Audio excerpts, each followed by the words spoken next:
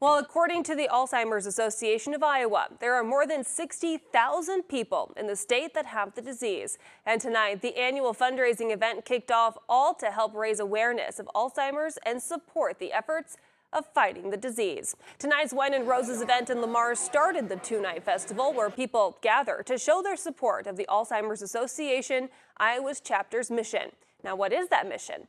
Ending Alzheimer's and all other dementia through research and early detection. Guests there enjoyed a multi-course meal, wine from all of the winemakers, as well as a live and silent auction. Hundreds of people came together to help make a difference in the lives of others. The money raised will go toward helping patients and providing operational care for the Alzheimer's Association Iowa chapter and research. The association is proud to be the world's largest funder of Alzheimer's and dementia research, nearly $450 million in grants across the globe. But on top of all of what that we do from a research perspective, we provide care and support for people who are living with Alzheimer's, support for the caregivers along the way on that journey.